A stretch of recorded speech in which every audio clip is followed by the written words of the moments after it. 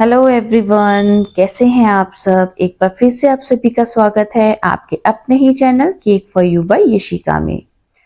आज का जो मेरा केक का ऑर्डर है वो है सेमी फॉन्डेंट थीम केक।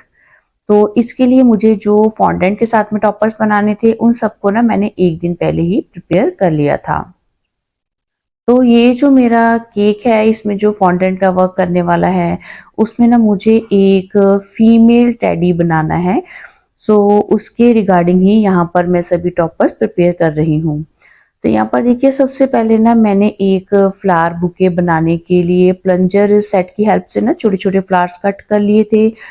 फिर उनको एक ग्रीन कलर का थोड़ा सा फॉन्डेंट पार्ट रोल किया और उसके ऊपर ना एक और वाइट पार्ट मैंने रोल करके पेस्ट कर दिया था जो कि बेस का काम करेगा। और उसके ऊपर सारे ही मैंने ना फ्लावर्स पानी लगाते हुए स्टिक कर दिए थे और बीच बीच में मैंने गोल्डन स्प्रिंकल भी ऐड कर दिए थे। तो ये छोटा सा एक मुझे बुके स्टाइल बनाना था। सो इसके बाद आगे चलते हैं हम अपने फीमेल टेडी की प्रिपरेशन की ओर। तो यहाँ पर सबसे पहले मैंने उसका बॉडी का पार्ट बना लिया था। सो बॉडी का पार्ट ना सारा ही मैंने पिंक फॉन्डेंट के साथ में ही प्रिपेयर किया था। आप चाहें तो व्हाइट कलर का फॉन्डेंट रोल कर लिया और उसके ऊपर पिंक कलर का आप अलग से फॉन्डेंट रैप कर सकते हैं। तो उसको मैंने साइड पर रख दिया ड्राई होने के लिए। और उसके बाद में अब मुझे टेडी का फेस प्रिपेयर करना था। तो सारा पार्ट साथ के साथ आप देख रहे हैं कि मैं फेस को एक एक पार्ट को किस तरीके से रेडी कर रही हूँ। बेसिकली यहाँ पर मैंने उसके अभी आईज बनाई है, माउथ का पार्ट बनाया है और उसके बाद में उसके अब मुझे ईयर बनाने हैं। तो उसके लिए मैंने दो कलर की फॉन्डेंट को आपस में स्टिक किया है और सेंटर में से कट करके दोनों पार्ट्स को और इस तरीके से ना हाथ से ही थोड़ा सा ईयर की शेप में फोल्ड कर दिया था। और फिर बॉल टूल की ही हेल्प से ना पर उसके हेड पर थोड़ी सी पहले स्पेस बनाई है और फिर उसके बीच में ना ये जो ईयर बनाए हैं उनको इंसर्ट कर दिया। अब क्योंकि ये मैं फीमेल टेडी बना रही थी तो मैंने सोचा कि हम ना ऊपर हेयर बैंड भी शो कर देते हैं। सो मैंने पतला सा एक फॉन्डेंट का पीस यहाँ पर लगा दिया है पानी की हेल्प से ही। और उसके ऊपर मैं एक बो भी बनाकर वो भी हेड पर यहाँ पर ना स्टिक कर दूंगी। सो बेसिकली जैसा जैसा माइंड में आता गया वैसे ही प्रिपरेशन मैं करती गई। तो यहाँ पर देखिए हेड का पार्ट भी मेरा रेडी हो गया था। थोड़ा सा मैंने यहाँ पर रोज गोल्ड लस्टर डस्ट लिया है और उसको ना मैं यहाँ पर एज अ ब्लशर यूज कर रही हूँ। अब हल्का सा यहाँ पर मैंने आई लैशेस भी बना दी हैं। ये ब्लैक जेल कलर की हेल्प से ही मैं कर रही हूँ वर्क। और ये जो ब्रश है इसके ऊपर 00 नंबर है। सो यहाँ पर फेस का पार्ट बन गया, बॉडी का पार्ट बन गया था, बुके बन गया था। अब उसके बाद में मुझे ना इसकी लेग्स का पार्ट और इसके हैंड का पार्ट प्रिपेयर करना था। सो लेग्स के लिए भी मैंने फॉन्डेंट को रोल किया और बॉडी पार्ट के साइड पर स्टिक कर दिया। और उसके बाद में यहाँ पर ना मैं कुछ फ्रिल वाला डिजाइन बनाने की सोच रही थी उसकी ड्रेस शो करने के लिए। तो यहाँ पर मैंने पिंक कलर का फॉन्डेंट लिया और उसको बॉल टूल की हेल्प से स्पॉन्ज पैड के ऊपर रखकर थोड़ा सा ना उसमें फ्रिल्स क्रिएट कर ली हैं। और फिर उसको यहाँ पर मैं बॉडी पार्ट पर ना पानी लगाकर और स्टिक कर दूंगी। तो यहाँ पर मैंने पिंक कलर की फ्रिल लगाई, ऐसे ही मैंने एक वाइट कलर की भी फ्रिल रेडी की और उसको भी यहाँ ऊपर स्टिक कर दिया था। तो बेसिकली इसको मुझे ना जैसे कि मैंने आपको बताया कि फीमेल टेडी दिखाना था। तो बस उसी अकॉर्डिंग ही मुझे लगा कि कुछ हम ड्रेस इस तरीके की बनाते हैं जिससे कि ना ये फीमेल टेडी ही लगेगा। सो मैंने इसीलिए पिंक कलर भी यूज किया क्योंकि ये जो केक है ये फीमेल मेंबर के बर्थडे का ही केक बन रहा था। और जिनका ये केक है वो मेरे नोन ही हैं क्लाइंट। और उनका ये मेरे पास पहला ऑर्डर था। सो उन्होंने कहा कि उनको एक छोटा सा क्यूट सा गोलू मोलू सा टेडी ऊपर लगवाना है केक पर। तो बस आप एक अच्छा सा डिजाइन अपने हिसाब से बना दीजिए। तो जब पहली बार क्लाइंट आपके पास में ऑर्डर प्लेस करते हैं और डिजाइन भी आप पर ही छोड़ देते हैं तब हम पूरी कोशिश करते हैं एज अ होम बेकर की अपना 100% बेस्ट एफर्ट लगाकर उनको अच्छा सा लुक का केक अच्छे से डिजाइन में अच्छे से टेस्ट के साथ में रेडी करके दें ताकि वो नेक्स्ट टाइम भी हमारे पास ऑर्डर प्लेस करें। तो यहाँ पर देखिए फ्रिल का पार्ट कंप्लीट किया और उसके ऊपर एक और मैंने पतली सी स्ट्राइप फॉन्टेंट की रोल करके लगा दी थी। सो छोटी छोटी डिटेलिंग करते हुए ही ना मैं यहाँ पर इस फॉन्डेंट को प्रिपेयर करती जा रही हूँ। सो आप वीडियो को स्किप किए बिना पूरा देखिए, सो दैट कोई भी पार्ट इस फॉन्डेंट से रिलेटेड आपका स्किप ना हो जाए। तो आगे बढ़ते हुए मेरी आप सभी से रिक्वेस्ट है कि आप अगर आज पहली बार मेरे चैनल पर विजिट कर रहे हैं, आपको मेरा जो काम है वो सेटिस्फाइड लगता है, बेनिफिशियल लगता है, so please without any delay मेरे चैनल को सब्सक्राइब, लाइक एंड शेयर करना मत भूलिएगा। सो यहाँ पर देखिए जो इसके हैंड हैं वहां पर आर्म्स वाले पार्ट में ना मुझे ये बुके भी एडजस्ट करना है। सो इसको मैंने देखा कि कौन सी साइड पर प्लेस करना है। सो उसके अकॉर्डिंग वहां पर भी मैंने थोड़ा सा पानी लगाया और उसके साथ में ना ये बुके को बॉडी पार्ट के साथ में ही अच्छे से पहले ही स्टिक कर देंगे। और फिर उसके बाद में यहाँ पर जो हेड का पार्ट है उसको प्लेस करने से पहले यहाँ पर थोड़ा सा ना मैंने नेक का पार्ट भी शो कर दिया था, क्योंकि फ्लावर बुके जब साथ में आ गया ना तो हेड का पार्ट थोड़ा सा मुझे हाइटेड दिखाना था। सो इसलिए फेस पार्ट को बॉडी पार्ट से हाइटेड दिखाने के लिए मैंने बीच में एक एक्स्ट्रा नेक का पार्ट भी ना रोल करके यहाँ पर स्टिक कर दिया था। और एक छोटा सा मैंने हार्ट भी कट करके आगे लगा दिया है। अब यहाँ पर ना देखिए मैं डबल स्क्रूअर बीच में इंसर्ट कर रही हूँ, क्योंकि ये जो टॉपर है ना मुझे लगा कि इसका वेट ना हैवी है। सो डबल स्क्रूअर इंसर्ट करने से ये बेनिफिट होगा कि ये ना अच्छे से ग्रिप बनी रहेगी, इसके पार्ट को होल्ड करके रखेगा, इसके वेट को फॉन्टेंट के, और केक के ऊपर एकदम स्टेबल रहेगा। अब लास्ट में मुझे लगा कि कुछ और इसको मजेदार दिखाते हैं, सो इसलिए मैंने यहाँ पर एज एक स्कार्फ भी यहाँ पर एक फॉन्डेंट को रोल किया और रख दिया था। फिर इस फॉन्डेंट को मैंने ओवरनाइट ड्राई होने के लिए छोड़ दिया था। और अब चलते हैं हम नेक्स्ट डे हमारे केक प्रिपरेशन की ओर। अब ये जो केक है ये मेरा 1 kg का केक बनेगा, और इसके लिए मैंने 6 इंच का टिन साइज यूज किया है। ये मेरा हाइटन टिन है। आप चाहें तो 2 फ्लैट 6 इंच के टिन लेकर उनमें हाफ हाफ बैटर डालिए और उन दोनों को बेक कर लीजिए। फिर उसको कट करके आपने 4 स्लाइसेस निकाल लेनी है।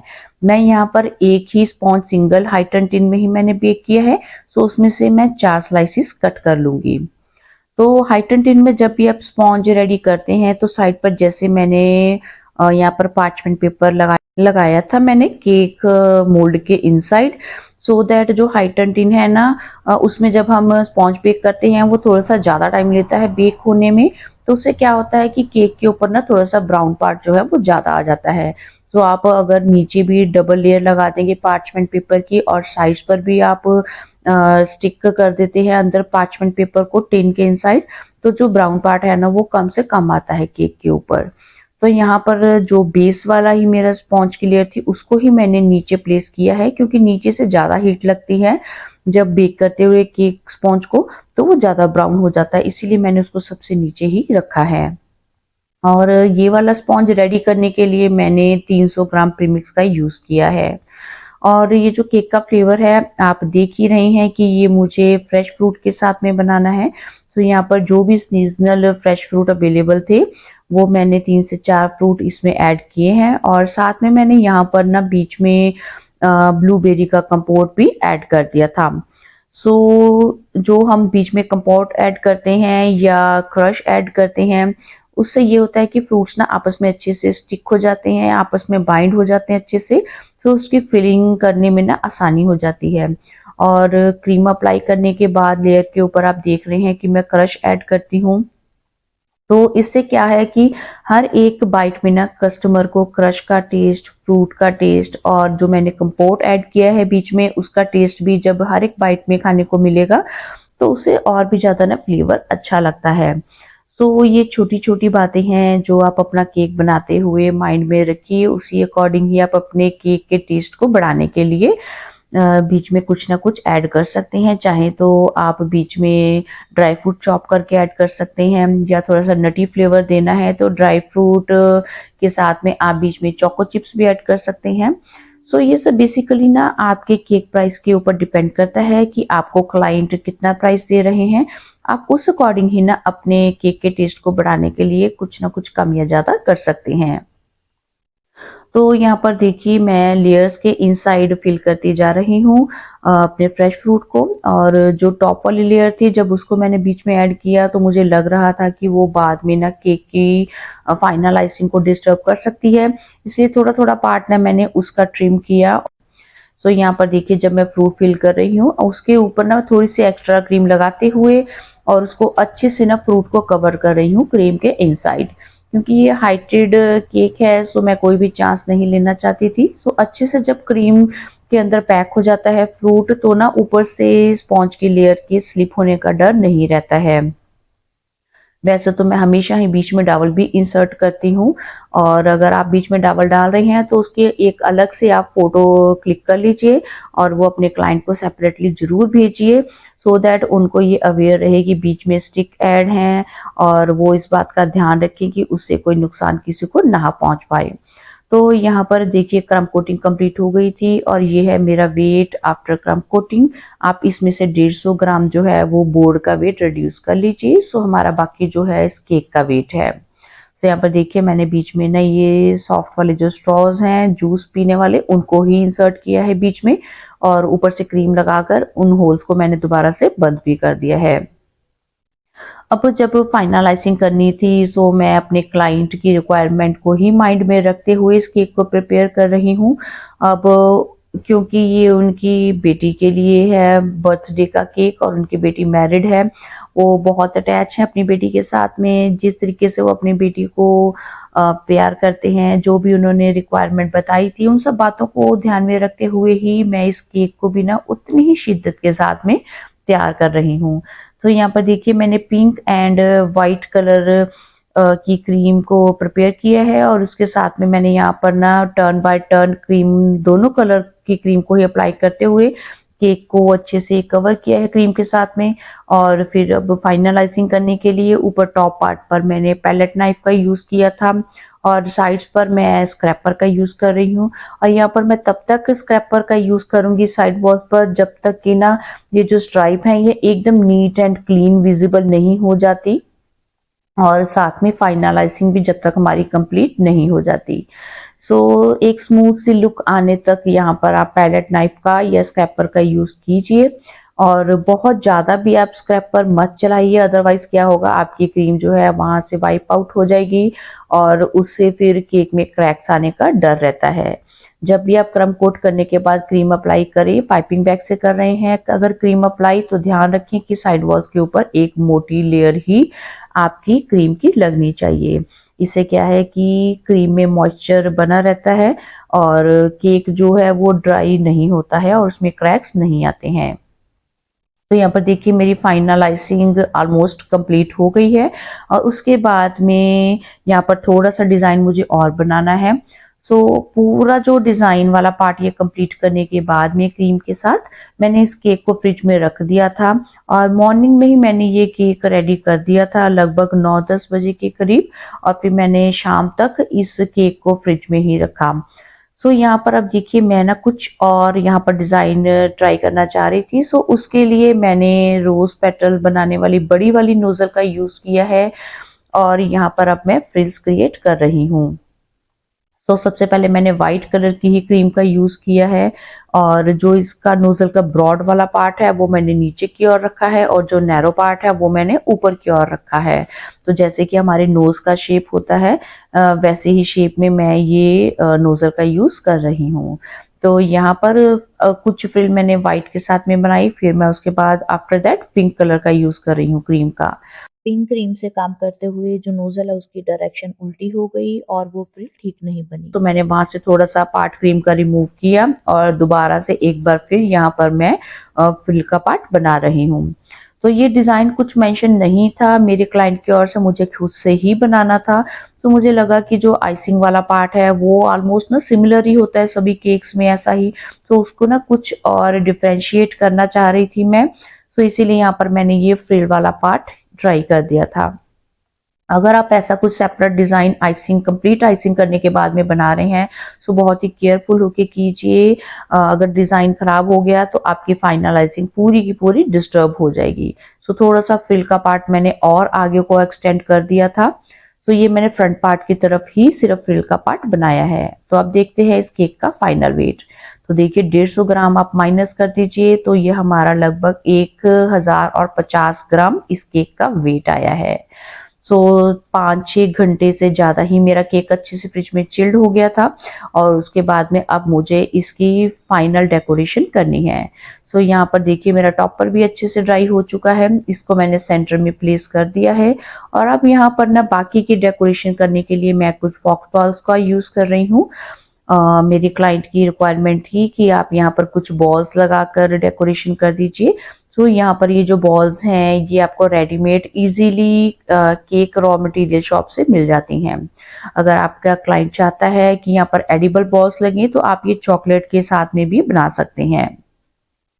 सो यहाँ पर अब कुछ मैंने पेपर बटरफ्लाईज लगाई हैं, उनके बैक साइड पर मैंने सेंटर पार्ट में ना सेलो टेप लगा दी है सो दैट ये जो पेपर बटरफ्लाईज हैं क्रीम के टच में आने से मॉइस्चर नहीं पकड़ेंगी, सॉगी नहीं होगी। सो यहाँ पर अब छोटे छोटे मैं हार्ट्स भी रख रही हूँ। बस अब वो केक की डेकोरेशन ना देखिए फाइनल तो आपके हाथ में है कि आप उसको फाइनल कंप्लीट लुक देने के लिए और क्या क्या उसके ऊपर लगा सकते हैं केक को और अच्छे से डेकोरेट करने के लिए। सो मेरे पास जो भी कुछ अवेलेबल था मैंने उन सब मटेरियल को यहाँ पर लगाते हुए केक की फाइनल डेकोरेशन को कर दिया था कंप्लीट। और लास्ट में कुछ स्प्रिंकल्स तो डालने बनते हैं। सो यहाँ पर कुछ स्प्रिंकल्स को सिर्फ और सिर्फ मैंने ना केक के फ्रिल वाले पार्ट पर ही डाला था और साइड पार्ट पर मैंने कहीं भी ये जो स्प्रिंकल है वो ऐड नहीं किए थे सो दैट जो फ्रिल वाला पार्ट है सिर्फ वही हमारा हाईलाइट हो। और इसके बाद में टॉप पर भी थोड़े से स्प्रिंकल मैंने डाल दिए थे सो दैट जो टॉप वाला पार्ट है वो खाली खाली सा ना लगे देखने पर। और जब हम ये स्प्रिंकल छोटे छोटे खाते हैं ये खाने में भी ना अच्छा टेस्ट ही देते हैं। सो इतना मेरा पार्ट था इस केक को डेकोरेट करने के लिए। सो यहाँ पर मैसेज को मैंने कलर्ड फॉन्टेंट के ऊपर ही लिख दिया है, ब्लैक जेल कलर का यूज करते हुए मैंने ये मैसेज ऊपर लिखा है। सो आज की वीडियो में बस इतना ही। आपको अगर वीडियो पसंद आए तो लाइक, कमेंट और शेयर करना मत भूलिएगा और अगर चैनल पर पहली बार विजिट कर रहे हैं तो एक बार फिर से मेरी आपसे रिक्वेस्ट है कि चैनल को सब्सक्राइब जरूर कीजिएगा। जल्दी ही मिलते हैं एक और केक डेकोरेशन की वीडियो में। Till then bye bye, thanks for watching.